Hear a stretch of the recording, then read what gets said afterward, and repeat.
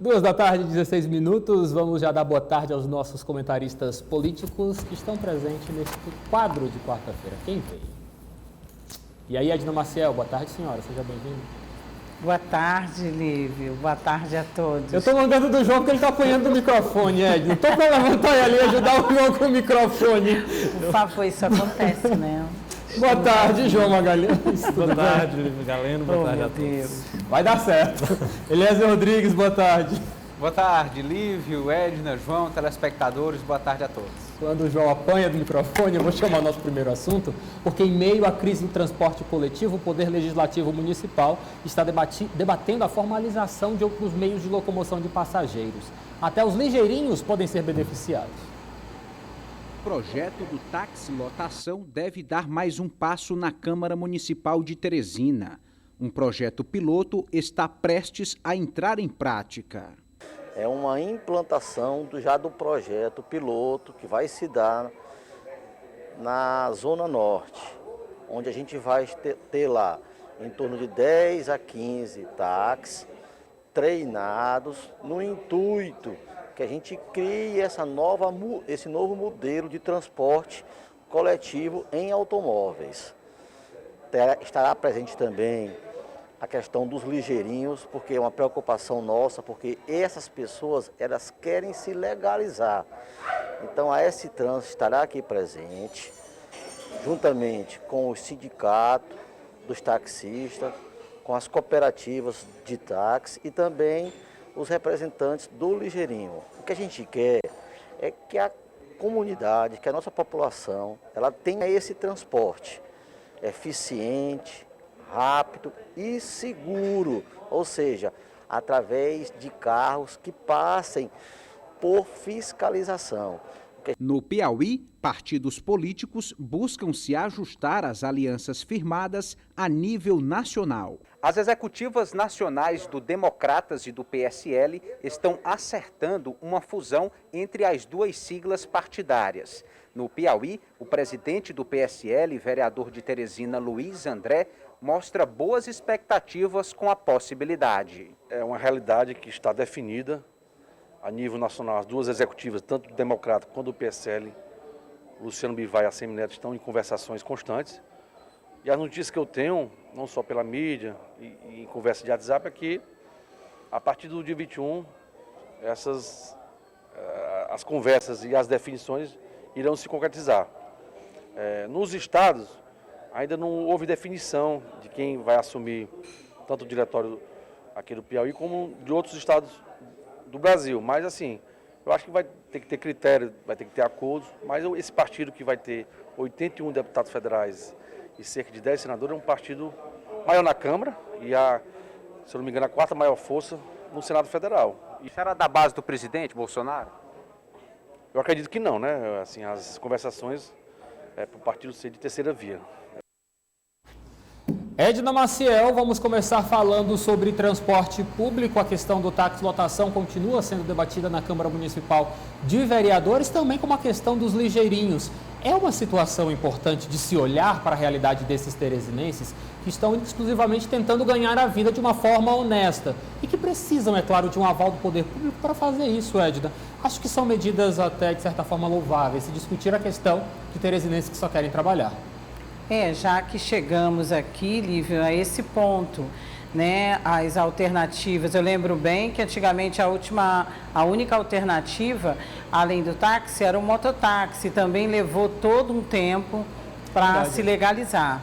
Então, acho que o ligeirinho vai pelo mesmo caminho, a gente já sabia, né, que existia esse alternativo, como você citou, são pessoas querendo trabalhar, então, mas é preciso sempre que se coloquem normas, né? Que se coloquem outras definições para que esse trabalho seja feito de forma correta, porque a gente sabe que nessas ocasiões sempre surge um ou dois, entre aspas, que não são tão profissionais assim e acabam explorando os clientes. Então, é bom realmente que haja uma discussão em cima de uma legalização, fazendo observação, né? Já que chegamos a esse ponto, porque se estamos aqui agora discutindo isso, é porque o transporte em Teresina continua deficiente, continua problematizando demais e deu chance aí, deu abertura de surgirem outras alternativas. Verdade. Tem o seu lado positivo, que é esse,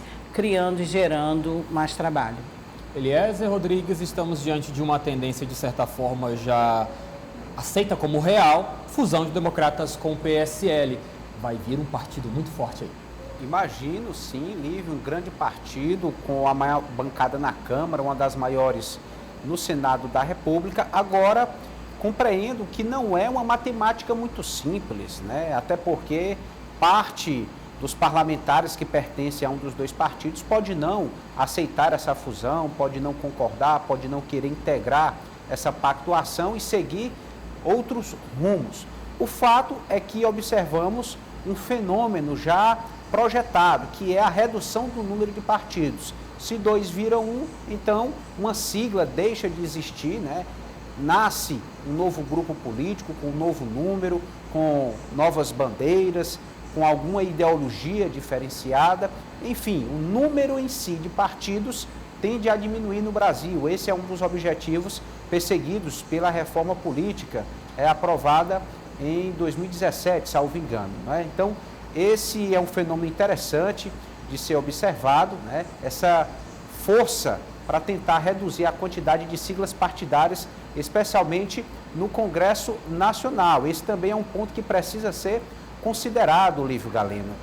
A existência dos partidos por si só não é um mal. Na democracia é admissível. Sempre que um grupo de pessoas quiser defender suas bandeiras, se reunir em torno de uma causa, não há problema. O problema é no parlamento, né? Com cadeiras conquistadas na Câmara Federal, no Senado, nas assembleias, porque o processo legislativo acaba mais complicado nesse caso, quando se tem muitos partidos para negociar, muitas lideranças para acertar o passo, enfim. E aí observamos essa fusão de duas siglas expressivas e já se inclinando como terceira via, né? O próprio vereador Luiz André aí não falou se será de esquerda ou de direita, mas é mais uma tentativa de consolidação de uma terceira via no Brasil. João, chamou muito a atenção esse posicionamento do vereador Luiz André, de que por mais que não se tenha nada fechado, decidido até o exato momento com relação a 2022, mas totalmente descolado da imagem de Jair Bolsonaro. Olha, Lívio, é bom lembrar que tanto o PSL como o DEM militam historicamente aí no campo da direita brasileira, e a fusão dos dois partidos, sem dúvida nenhuma, vai criar uma sigla que eu acredito que seja maior da direita em toda a história recente, em toda a história política recente do nosso país. Nós estamos falando aí de uma bancada de praticamente 70 deputados federais, muitos senadores, e é claro que isso também repercute diretamente nos estados. O DEM deve ter candidatura a governador em vários estados, principalmente na Bahia. O PSL, ainda aproveitando o boom eleitoral que teve em 2018, também deve vir forte em vários estados, principalmente na disputa por vagas na Câmara Federal. E aqui no Piauí, a gente fica nesse compasso de espera, porque é o grupo liderado pelo vereador Luiz André e o grupo liderado pelo ex-vice-prefeito Rony Lustosa, que vão se juntar no mesmo partido. E o comando da sigla no Piauí vai ficar com Luiz André ou com Rony Lustosa? E, quem está no DEM hoje e que não é alinhado ao PSL, vai permanecer nesse partido ou vai sair? Então, sem dúvida nenhuma, são questões como essas que nós vamos ter que discorrer nos próximos dias, nas próximas semanas. Essa fusão é dada como certa, ela quer viabilizar uma terceira via para o ano que vem, na disputa presidencial, e aí já tem até alguns nomes, como do ex-ministro da Saúde, Luiz Henrique Mandetta, que é um articulador e que é uma das lideranças desse novo partido. Então, é uma mudança drástica, principalmente no campo da direita, na política, no cenário nacional brasileiro. Interessante, Lívio, Diga lá, que essa pode ser uma estratégia em substituição às coligações. Se realmente as coligações não retornarem após a aprovação do Código Eleitoral, então essa pode ser uma tática assumida pelos partidos. Em vez de arriscar deixar de existir ou perder cadeiras, se funde, se lança um novo nome, mas ali essencialmente estarão os mesmos parlamentares, os grupos políticos ali integrando uma única sigla que fortalece as estratégias de eleição proporcional. Lembrando, se me permitem, sim, se me permitem, uma boa estratégia nesse sentido que o Eliezer está colocando. Agora, cabe ver se em todos os estados ou se na maioria deles, esses dois partidos realmente têm condições de se fundir, né, e seguem com a mesma ideologia. Já estou pensando naqueles casos que temos citados aqui, muitos, em que em nível nacional a gente vê uma realidade e às vezes, nesse caso, eu acho que vai ser um caso ou outro, em nível local os partidos não se entendem tão bem assim. É verdade, João. Só lembrar que ontem a gente já tinha falado que o PCdoB deve, né, ser incorporado, entre aspas, ao Partido dos Trabalhadores, caso não consiga viabilizar aí uma mudança na legislação. Então, é realmente uma tendência natural. Já no que diz respeito a esses desencontros entre o cenário nacional, entre o Diretório Nacional e os diretórios estaduais, isso vai repercutir e causar uma briga maior naqueles estados em que algum dos partidos tem peso no cenário de discussão nacional. Aqui no Piauí, tanto o PSL como o DEM são partidos que não têm muita expressão. O Diretório Estadual Piauiense desses partidos não tem muito peso na discussão nacional. Então, a Nacional lá em Brasília vai resolver e quem tiver aqui que se resolva. Caso não seja satisfeito, provavelmente procure outro lugar, já que nem o DEM, nem o PSL aqui no Piauí tem deputado federal, nem senador e não vislumbra aí uma candidatura forte ao governo do estado. Vamos agora olhar mais uma vez para a Prefeitura Municipal de Teresina, porque o vereador Luiz Lobão, que é do MDB, está explicando para a gente o porquê das críticas que tem tecido contra o prefeito de Teresina, doutor Pessoa, que é do mesmo partido dele. Vamos acompanhar. Eu volto a dizer, se coloca como tom de crítica, não são críticas à gestão. O que eu falo são apontamentos, são direcionamentos para locais onde a cidade está carente, muito carente, nesse exato momento, de ter uma ação efetiva do Poder Executivo. Eu estou falando aqui pela voz da população que me procura, que me diz, que me fala por onde eu ando nos 4 cantos da cidade. Doutor, eu não tenho mais como me locomover, doutor Luiz Lobão. Vereador Lobão, eu não tenho mais como sair da minha casa. Vereador, eu não tenho como ir trabalhar, eu vou ao mercado, eu não posso ir ao mercado, eu não posso ir ao shopping, eu não posso ir ao meu ambiente de trabalho, por quê? Porque estou praticamente pagando para trabalhar. Agora, eu ficar calado com isso, não tem como eu ficar calado. Não é?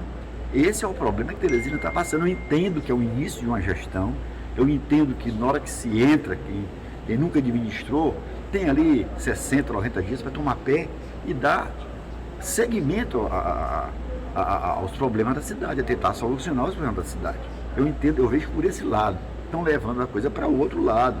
Estão levando para uma briga política que não existe momento, esse ano não é ano eleitoral, é ano de gestão. Nós temos que fazer uma gestão melhor para a nossa cidade. E a Teresina toda está aí esperando que isso venha a acontecer. E nós temos que, às vezes, dar um choquezinho para ver se a coisa melhora, né? Um choquezinho para ver se a coisa melhora, acho que nem com uma trombada de elefantes na Prefeitura Municipal de Teresina, os administradores, os gestores públicos tendem a acordar, porque é o que nós observamos de uma forma prática nesses 9 meses que a gestão Pessoa começa a ocupar o Palácio da Cidade João Magalhães, quando até alguém de dentro do próprio partido começa a criticar. É bom acordar. Olha, Lívio, é impressionante como esse posicionamento do vereador Luiz Lobão coincide com algo que a gente já debateu aqui há uns 2 meses atrás. A conta do desmando administrativo, da má gestão da Prefeitura de Teresina, uma hora chega nos vereadores, nos parlamentares. É bom lembrar que são os vereadores as lideranças políticas mais próximas dos bairros, das comunidades, dos líderes comunitários, e hoje há uma insatisfação geral da população com a administração da Prefeitura de Teresina, e quem vai ser mais cobrado por isso, com certeza, são os parlamentares, porque eles estão lá no dia a dia recebendo lideranças, visitando os bairros, as suas bases eleitorais. Então, essa conta dessa má gestão da Prefeitura de Teresina, muito concentrada, a má gestão hoje ela está concentrada na imagem do prefeito de Teresina, doutor Pessoa, mas essa conta também está começando a chegar nos vereadores. Na hora que um parlamentar vai a um bairro, certamente ele vai ouvir muito, porque a população está insatisfeita com a prestação dos serviços básicos. Não estou falando nem só da área do transporte público, não. Eu estou falando também da área da saúde, da educação, da própria infraestrutura urbana, enfim, todas as áreas da administração hoje estão deixando a desejar. A população está olhando isso e, claro, vai cobrar de quem está mais próximo a ela, no caso, os vereadores. Então, a gente falava muito, e lá no parlamento, a oposição, a situação, todo vereador está querendo manter um canal de diálogo com a prefeitura, os vereadores não estão aí se levantando contra esses desmandos administrativos, mas uma hora o negócio começa a apertar e os vereadores vão precisar colocar mesmo a cara a tapa e enfrentar essa insatisfação da população e, claro, o parlamentar não vai assumir a responsabilidade por uma má gestão no Poder Executivo, não. Ele vai ter que fazer como está fazendo aí o vereador Luiz Lobão. O próprio vereador Ismael Silva já veio até aqui, né, nos estúdios e disse que o vereador é uma espécie de para-choque, né, da política, porque é ele quem está mais próximo da população. Então é mais ou menos nesse sentido que as coisas estão caminhando. Acredito que a tendência natural é que outros parlamentares também comecem a elevar o tom contra o Palácio da Cidade, porque afinal de contas são os vereadores que levam a pressão da população, que hoje anda muito insatisfeita com a gestão da Prefeitura de Teresina. Beleza. E até que, de certa forma, eu volto atrás do que eu disse, porque não é de se estranhar esse posicionamento de crítica de Luiz Lobão contra Dr. Pessoa, visto que, de certa forma, Luiz Lobão é um MDBista raiz, por mais que, de certa forma, não concorde com todos os posicionamentos dentro do partido, mas é um MDBista que tem sua história dentro do partido. Dr. Pessoa caiu de paraquedas no partido por conta das eleições de 2020 e, de certa forma, Luiz Lobão sempre foi muito próximo às gestões tucanas, sempre foi uma pessoa muito próxima ao ex-prefeito Firmino Filho, ao ex-prefeito Silvio Mendes. De certa forma, observar essas críticas por parte do parlamentar à gestão municipal, de certa forma, são até como natural, hein, Ilesa? É exatamente dessa forma que o vereador Luiz Lobão tem sido enxergado, como um MDBista de alma tucana. Por isso tem pagado esse preço, né? Não tem sido tão bem acolhido pela atual gestão da Prefeitura de Teresina. Mas, para todos os efeitos, formalmente, são do mesmo partido. E observe que, ainda assim, os ânimos estão acirrados. É curioso observar que hoje o prefeito de Teresina tem uma base de apoio majoritária na Câmara Municipal.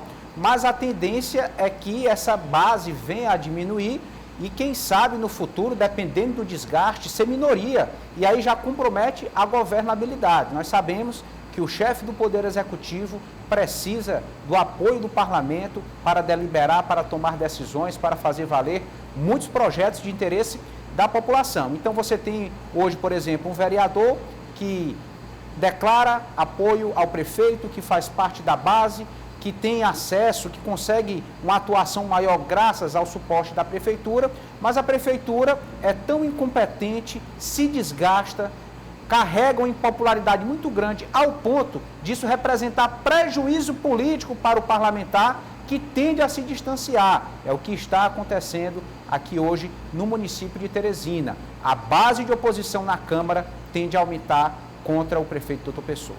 Meu caro telespectador da Udia TV, uma excelente tarde a você e, é claro, desde já, muito obrigado pela sua audiência. Você está assistindo o quadro Política do Dia. Você pode ter até se chocado com a palavra do Eliezer dizer que a administração pública da Prefeitura Municipal de Teresina é incompetente. Pessoal, não é. É uma realidade que nós observamos nos fatos administrativos publicados. Nós vamos agora para o portal budia.com, Jéssica, por gentileza, solta uma matéria que está em destaque neste exato momento no nosso portal. Olha só, gente. Diz respeito àquela polêmica de vacinas da Coronavac que foram aplicadas na população sem um aval da Anvisa. É importante lembrarmos que nós tivemos alguns lotes de Coronavac que foram produzidos em uma fábrica particular da China que não possui um selo de qualidade atestado pela Anvisa. Por isso, a Anvisa proibiu a aplicação dessas doses em população brasileira. O que nós temos de concreto? Vou explicar para você de casa. Em primeiro lugar, a Fundação Municipal de Saúde, por intermédio de sua assessoria de imprensa, lançou uma nota dizendo que havia recebido vacinas desse lote, mas que não havia aplicado. 24 horas depois, a mesma Fundação Municipal de Saúde lançou uma nota dizendo que havia sim aplicado, mas que estava monitorando todos os pacientes que haviam recebido essas doses de Coronavac. O que nós recebemos hoje, por intermédio do trabalho da repórter Maria Clara Estrela, do portal budia.com, é a seguinte denúncia. Coronavac, pacientes vacinados com lote suspeito dizem que não estão sendo monitorados. Ao confirmar que houve aplicação de vacinas de um lote interditado pelo Ministério da Saúde, a Fundação Municipal havia dito que estava identificando e acompanhando quem recebeu os imunizantes, mas não é isso que está acontecendo na prática. De acordo com o trabalho da Maria Clara, incertezas sobre o que deve ser feito. Esta é a situação pela qual estão passando os teresinenses que se vacinaram com o lote suspenso da Coronavac. As vacinas desse lote em particular foram interditadas cautelarmente pelo Ministério da Saúde no último dia 4 de setembro, após constatação de que o laboratório que as produziu, na realidade, não tinha autorização nem o selo da Anvisa. O problema foi que a nota técnica mandando suspender o uso dessas vacinas veio depois que a Fundação Municipal de Saúde já havia aplicado as doses em uma parte dos teresinenses. A FMS ainda não tinha conhecimento, naquela ocasião, de que o lote apresentava problemas e informou que está identificando e monitorando quem recebeu as vacinas. No entanto, segundo denúncias que foram recebidas pelo portal odia.com, esse monitoramento não vem acontecendo. Uma das pessoas que recebeu a vacina desse lote em questão foi aplicada no dia 27 de agosto e até o momento o poder público não entrou em contato com essa pessoa para saber se houve algum efeito adverso, nem explicar o que deverá ser feito a partir de agora.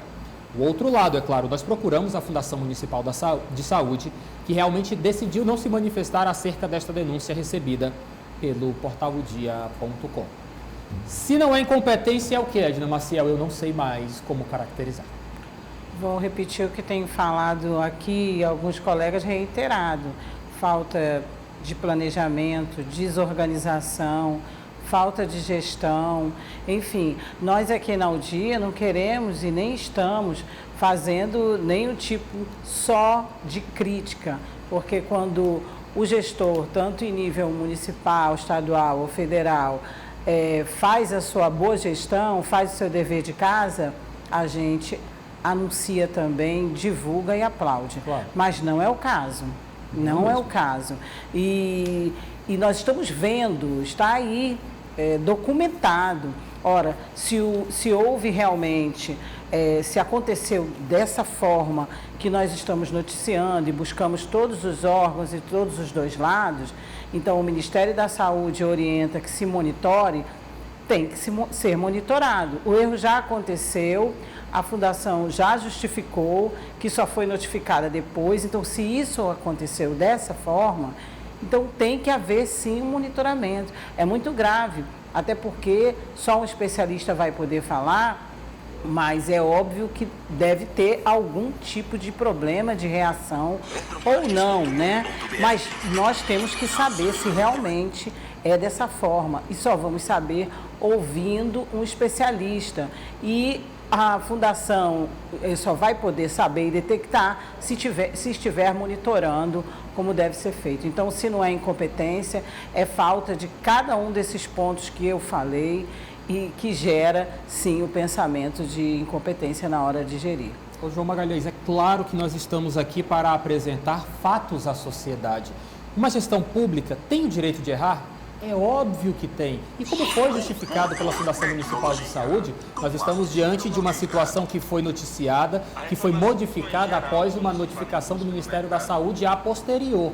Mas é importante lembrarmos que primeiro fala uma coisa, depois desmente o que falou, depois volta atrás e diz que está monitorando. E na prática não está acontecendo esse monitoramento. O que está acontecendo? Apenas artifícios para ludibriar o povo? Porque realmente o que a gente quer saber é o que está acontecendo na saúde pública do município de Teresina, porque nós não conseguimos compreender se a cada momento se fala uma coisa do que está sendo tomado. O sentimento é esse. Se nós estamos perdidos, imagina a prefeitura não sabe o que faz, João. Olha, primeiro há um erro claro de logística, né? Afinal de contas, a percepção que a gente tem é de que a prefeitura não tem as informações para saber de fato quem recebeu, porque até agora não foi atrás, tendo em vista que o Ministério da Saúde já recomendou que essas pessoas que receberam essas doses, elas sejam monitoradas. E também tem a própria questão da certeza, né, da informação oficial. É bom a gente lembrar que quando um gestor público, nesse caso específico, a Fundação Municipal de Saúde, ela informa a população sobre alguma medida, isso é informação oficial. A população precisa acreditar no que diz um órgão público. A população precisa confiar no que diz a Fundação Fundação Municipal de Saúde. Mas para isso, essa informação precisa ter credibilidade. E a Fundação Municipal de Saúde perde a credibilidade ao informar em um dia que as vacinas não foram aplicadas e no dia seguinte dizer que elas foram aplicadas. E agora descumpre uma determinação do Ministério da Saúde, que é a de não monitorar a população que recebeu essas doses. Então isso, obviamente, causa um ruído muito grande da Prefeitura com a população. Isso causa uma preocupação na sociedade, porque imagina o cidadão que não tem a informação se ele recebeu ou não essa dose desse lote.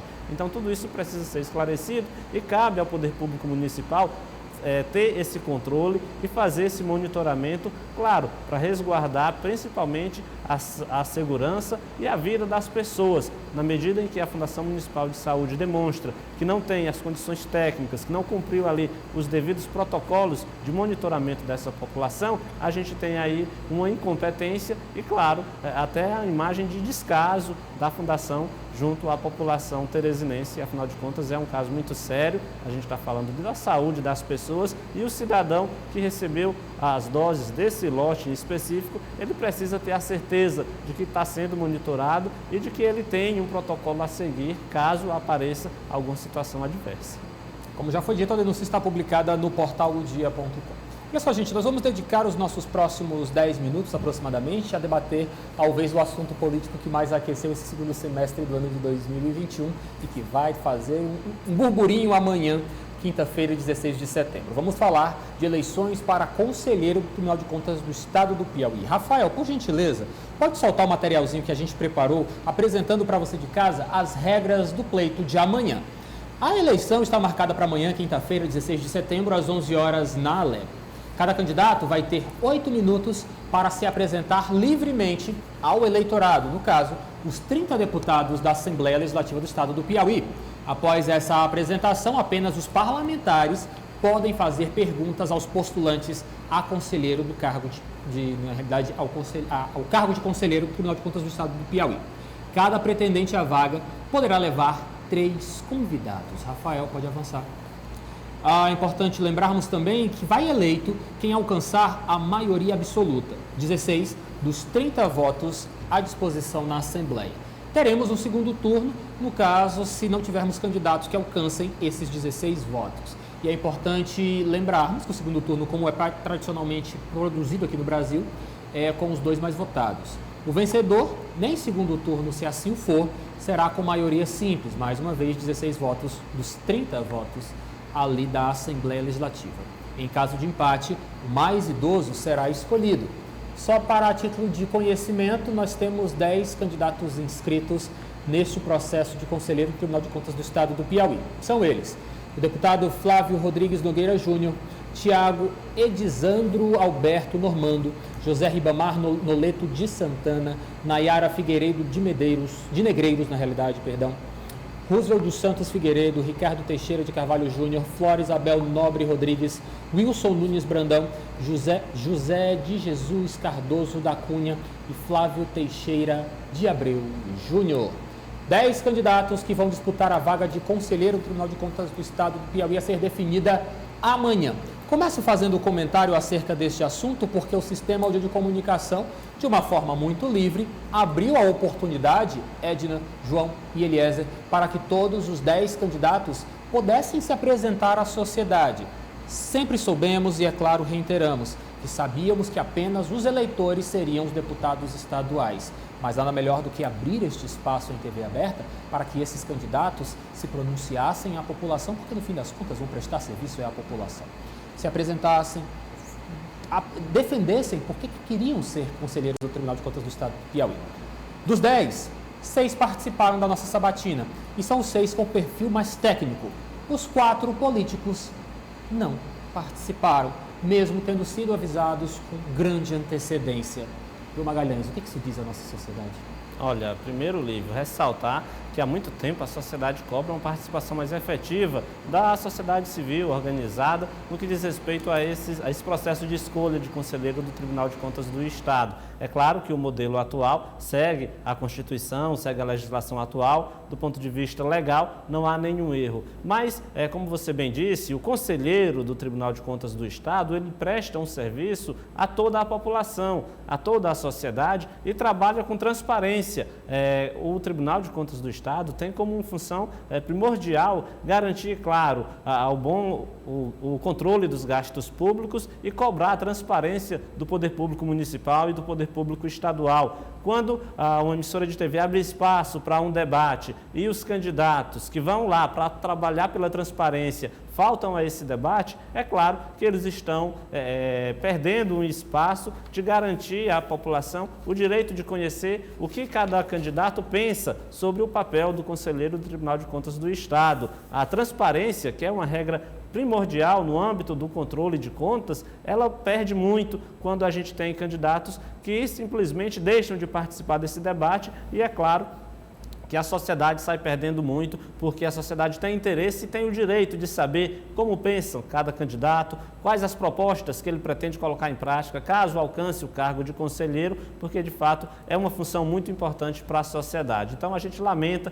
que alguns candidatos não participaram desse processo, até porque a sociedade tem o direito de acompanhar o desenrolar dessa campanha e, claro, saber o que cada candidato pensa, saber como cada candidato vê o trabalho do Tribunal de Contas. Afinal, o papel do TCE é exatamente esse, de resguardar a legislação e, claro, defender os interesses da população. É a sociedade quem paga o Tribunal de Contas do Estado, é a sociedade quem arca com os recursos, com o orçamento que gere ali o Tribunal de Contas e, claro, todo o poder legislativo. Então, a gente lamenta muito que alguns candidatos não tenham participado, não tenham enriquecido esse debate. Edna Maciel, de certa forma, quando começávamos a falar sobre esta eleição para conselheiro do Tribunal de Contas do Estado do Piauí, criou-se um clima de já ganhou em torno do nome de Flora Isabel do Partido dos Trabalhadores. Mas, de certa forma, os últimos fatos políticos apontam para até uma possibilidade de segundo turno e uma possibilidade também de uma reviravolta neste resultado,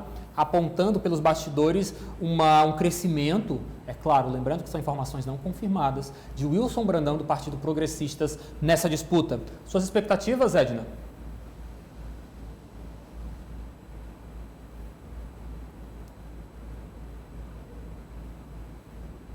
Não estou ouvindo o microfone da Edna Maciel. Passo a pergunta para Eliezer Rodrigues, então. Eliezer, você acredita, eu sendo bem maldoso aqui, que criou-se, de certa forma, um espaço, um clima para se derrubar a Flora Isabel, que estava, de certa forma, apresentava esse clima de já venceu? Lívio, nós estamos falando de uma concorrência, de um pleito, onde há uma disputa por votos. Então, todos os candidatos ali, aliados ao governo ou não, mais uma vez disputando votos, eram passíveis de sofrerem alguma tentativa de redução ali dos pretensos eleitores. É natural, algo que acontece nesse tipo de pleito. Agora, realmente eu gostaria de lamentar, junto com os colegas, essa ausência dos candidatos que são políticos, os deputados que colocaram o nome à disposição para o TCE, nesse espaço aqui da TV aberta, no nosso canal, independentemente, se indispuseram em se apresentar à população. Aí nós observamos a importância do voto, como o voto é uma arma poderosa. Quando se trata de uma eleição geral, em que o nosso voto é desejado, eles vêm até nós, eles se apresentam a nós, eles tentam a proximidade conosco, com os eleitores. Basta ter um processo em que os eleitores estão de fora, que simplesmente não aparecem, não querem ser transparentes, não dão a satisfação. Enfim, não se pode excluir o fator da pressão popular. As pessoas têm capacidade de se mobilizar e poderiam exercer uma pressão nesse processo. Então, assim, lamentar esta falta, de disposição em se comunicar nesse momento tão importante que se vai escolher um conselheiro do Tribunal de Contas do Estado, que vai lidar com os recursos públicos, que vai acompanhar, fiscalizar, orientar, algo que sai com muito suor do bolso de cada piauiense aqui, de forma especial. E no que diz respeito à articulação política, Cada candidato luta com as armas que tem. Verdade. Cada um vai tentar agregar, cada um vai tentar enfraquecer o outro, porque é da dinâmica natural, né? Alguns acordos foram firmados, até declarados já abertamente à imprensa, isso com consequências políticas por outro lado também, porque nós até já destacamos aqui que essa vaga, ela é considerada uma espécie de quarta vaga da chapa majoritária,